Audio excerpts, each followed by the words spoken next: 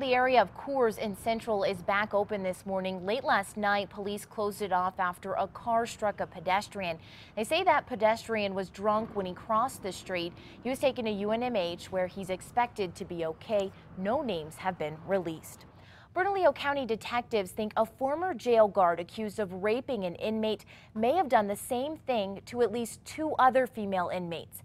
Enoch Arvizo, who worked at the Metro Detention Center, is accused of raping a female inmate who was handcuffed and shackled near an elevator at District Court earlier this year.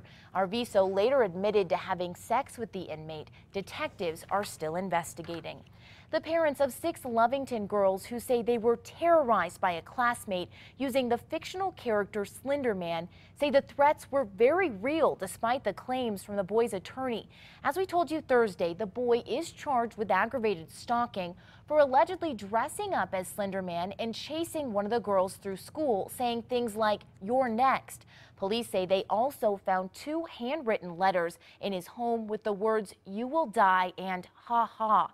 The boy's attorney claims the girls were out to get the boy and he is innocent. The girls' parents say their kids are terrified by the situation and they fear the boy could take things to the next level. They say they just want to make sure the boy gets the help he may need.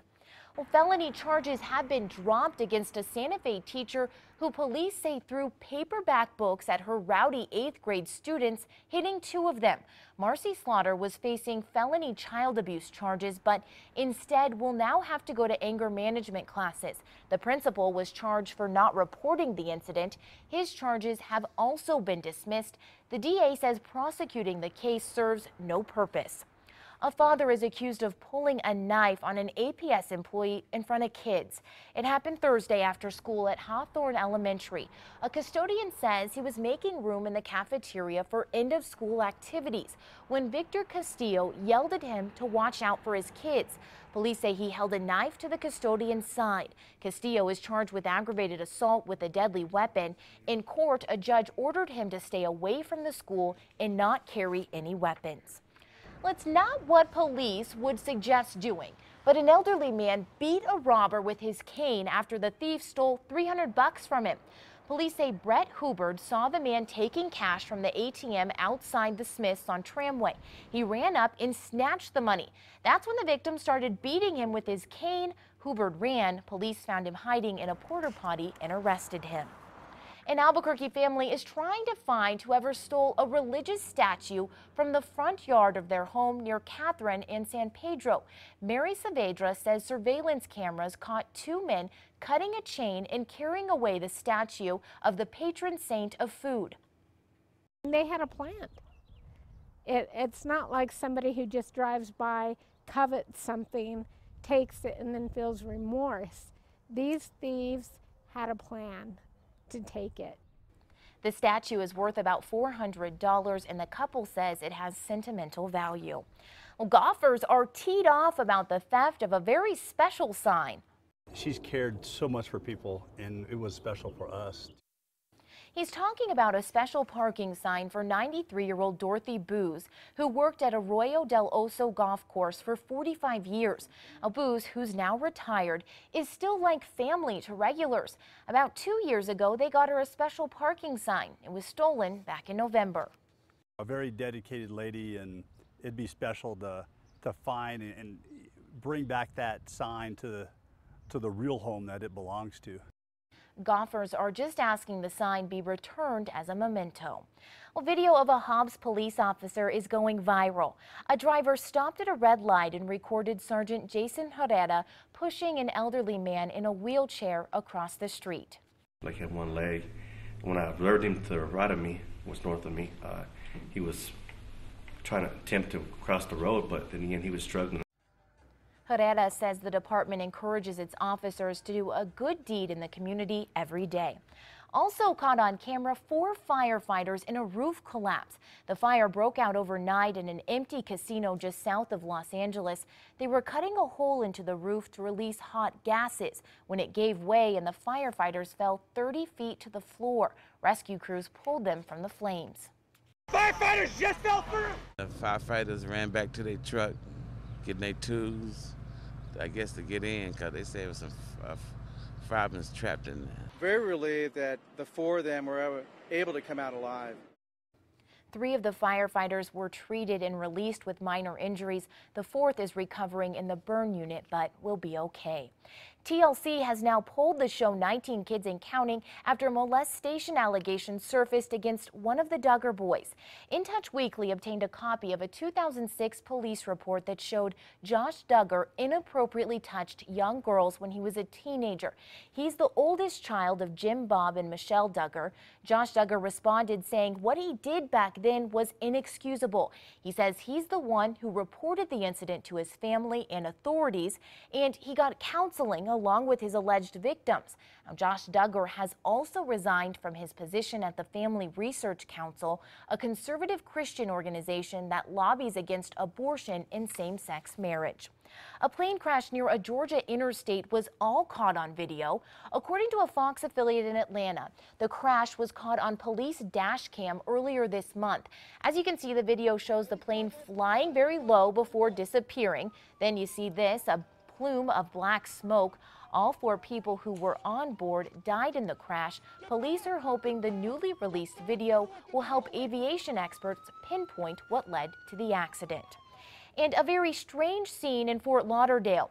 Crews rescued a naked man stuck on a drawbridge. People who live nearby say the man is homeless and frequently bathes in the river.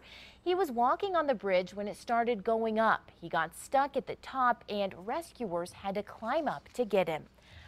A New Mexico police officer is being hailed a hero for pulling a man from his burning home. News 13's Lizzie Mitri has the video of that rescue. I could see the flames inside the house. Dashcam video shows Los Alamos Police Corporal James Keene as he jumped out of his car last week and ran towards a huge house fire. Others followed to help. Keene disappears from view after bystanders told him a man was still inside. He went in after him. When I first got into the house, the smoke was really overwhelming. I took one breath of it and I knew I didn't want to be in there very long. Keene found Nat Farnham in the bedroom where he'd been sleeping. He wasn't moving. I could tell he was alive. Keene is seen on video pulling Farnham out with the help of others nearby. Today, Nat and Vicky Farnham returned to what's left of their home for the first time since the fire. We've lost everything. The couple had been in the hospital, Vicky in Los Alamos and Nat at UNM Hospital's burn unit. I burnt my lungs and I'll just never be the same, but we all got out alive. Vicky says she got out first after the dogs woke her up. I went to go get the hose and tripped and promptly knocked myself out, so I wasn't much help. Help from Corporal Keene came by chance when he saw the smoke while on patrol. Just happened to see it, yeah, just right place, right time. To Keene, the neighbors, and everyone who's donated clothes and furniture, the Farnhams have one message. Thank you for everyone. It's pretty incredible. Lizzie Mitri, KRQE News 13. The fire department says it's still investigating what sparked the fire. The couple says they will be staying at a hotel until they can find a new place. Well, with summer now upon us, places like golf courses and local parks begin to attract crowds and vandals. The city says it averages 4 or 5 calls a month about vandalism. People up to no good with nothing better to do like to spray paint graffiti, damage benches, and break sprinkler heads. Every year when it gets warmer, we start to see the rise in numbers with vandalism. We just really need to stress to our citizens that if they see something, say something.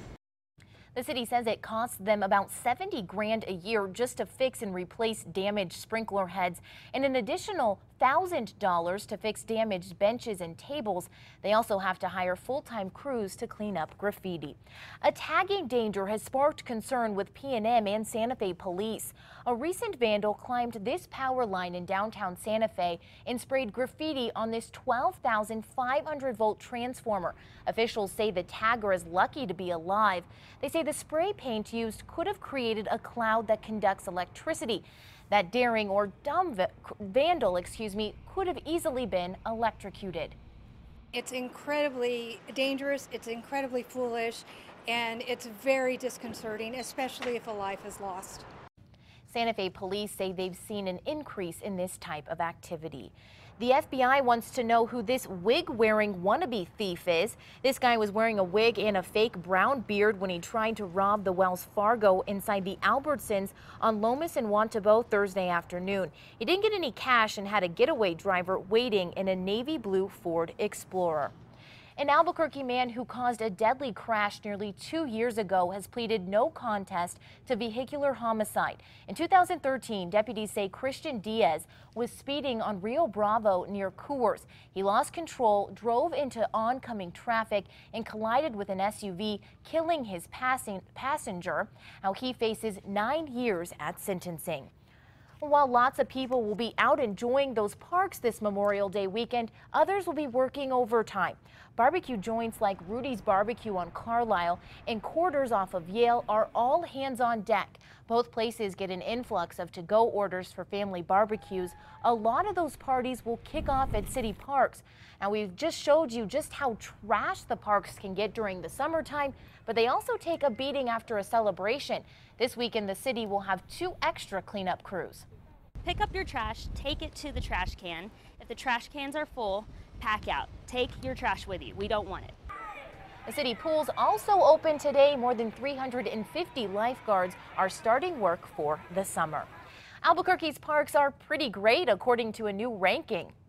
As we travel throughout the nation, we can put our parks pretty much next to anybody in the entire country and be proud that it's a community that invests in their parks.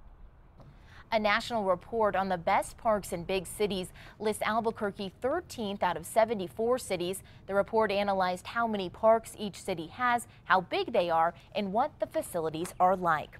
Well, it may be a while before all the cars affected by the massive airbag recall can be fixed.